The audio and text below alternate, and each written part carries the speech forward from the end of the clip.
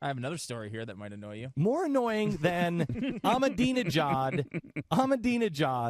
meeting with Occupy Wall Street, which is my thesis that the Islamicist, the socialist, the anarchists, and the communist will align and work together to first destroy Israel and then the Western way of life.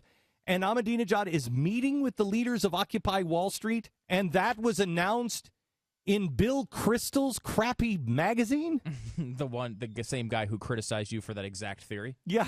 It's more annoying than that. It's actually more annoying than that. Is it more annoying than Jay Carney's lies through his stinking teeth every stinking day? Is it more annoying than that? All right, give it to me. Let's hear it. All right. You know, you guys are familiar with a Harry Reid? Oh, boy. You know, if you're familiar with him? I'm actually praying for Harry Reid. I really am. Are you really? I am. That's nice. Because Harry Reid, I mean, look at Harry, you know why? Go ahead, Mahatma. No, you know why I wouldn't? I expect more from him because he's a religious man. And I don't know what happened to it, but it's not for me to judge. But here's the thing. Harry, if I got on the air and I accused you of not paying your taxes, of being a possible felon, of doing all these things, that would be breaking a really serious commandment of bearing false witness against your brother. Do you see that? There's still hope, Harry. There's still hope for you. You have been selected for this task because you share religion with him. They have selected you to do this because it's Mormon on Mormon crime. Don't you see that, Harry? You're being used. Turn from the dark side for your own soul. Forget about nobody's listening to you anymore. For your own soul, turn from the dark side. Okay, I'll put the sitar down. Go ahead. Oh, this is getting better. So your quick review here was that Harry Reid has been blatantly lying about Mitt Romney. He said that he had that he didn't pay his taxes for 10 years because he got a call. He came out and he said that now it's come out, which was just him bringing it up.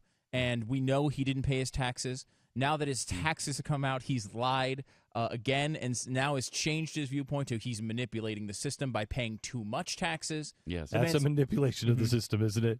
Yeah. Terrible. He has a new statement about Mitt Romney. Oh, jeez.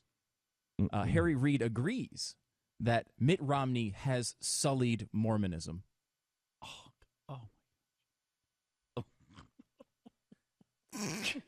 I think you were right, Stu. Thank you. I think I nailed it. You nailed it right. I can on see the the facial expression of Pat Gray right now. Let's be honest. Let me check myself first. Let me check myself before I wreck myself. Have I ever said that about any other Mormon?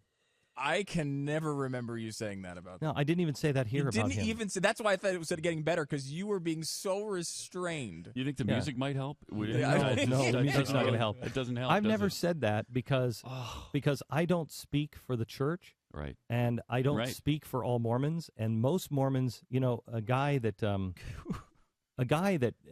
I really respect, who's really having a hard time, he's a Jewish friend of mine. And he said to me, Glenn, I need your help. And he said, I spent a couple of days with you guys and, some of your Mormon friends. And he said, I don't think I've ever met better people. He said, I need your help on some things, just to stay the course on some things. And he said, are you all like that? And I said, my first sentence back to him was, no, most are much better. I never say that. I never hold myself out as a good Mormon because I know really good Mormons. And that's why I felt so guilty about Mitt Romney. Because say what you will about his politics or whatever, this guy is... Look at the example he has set. He's an unbelievable human being. If you haven't seen that special we did on him, not last Friday, right? But the one before. Friday before last. It's free. You can check it out at The Blaze. Have to see it. TheBlaze.com. But check it out. It's an amazing thing. This guy is a better human being. I really believe he has the character. I'm not talking about his policies. I'm talking about his character. I really believe he may have the character of George Washington. That's saying something. Coming from me, that's saying something.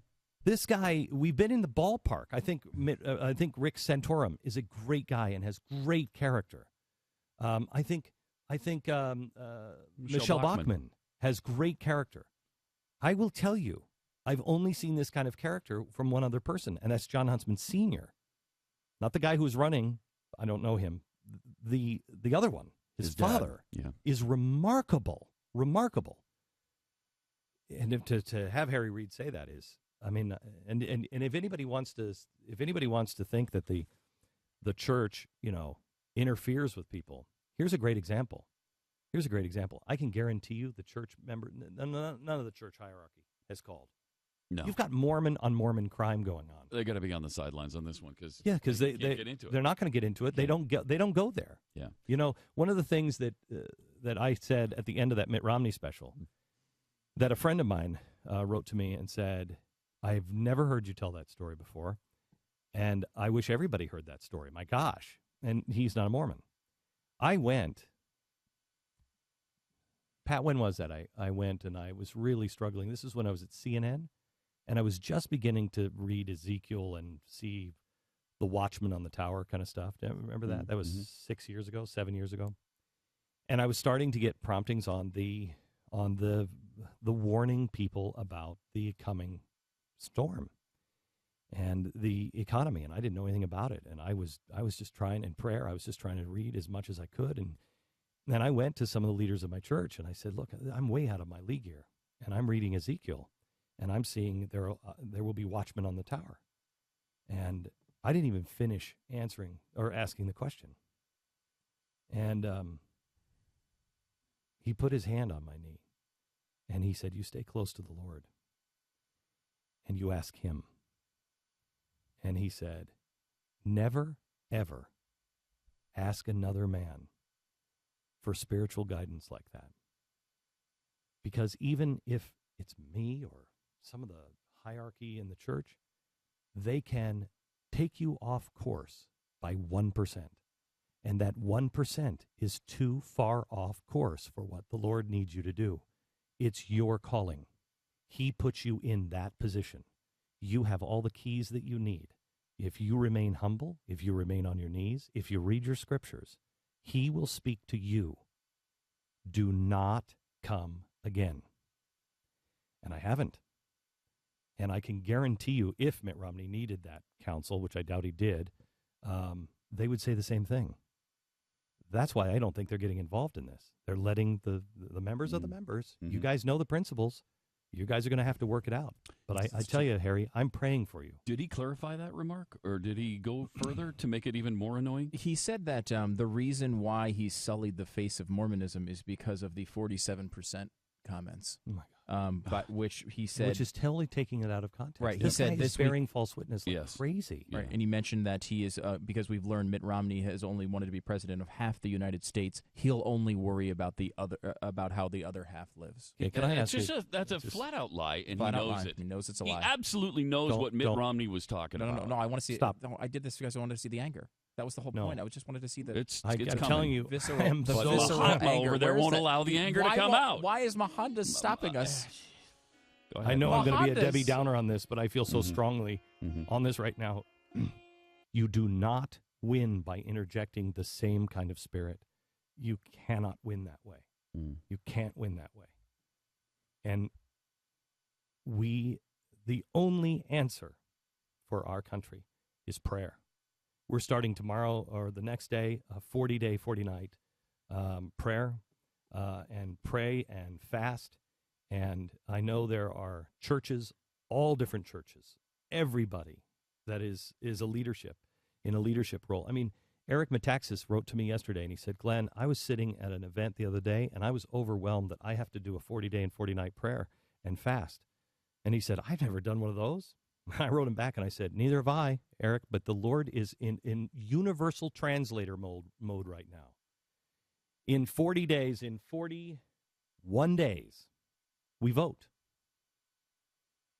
The only thing that will pull us through is not going where we want to go, but going where we are supposed to go.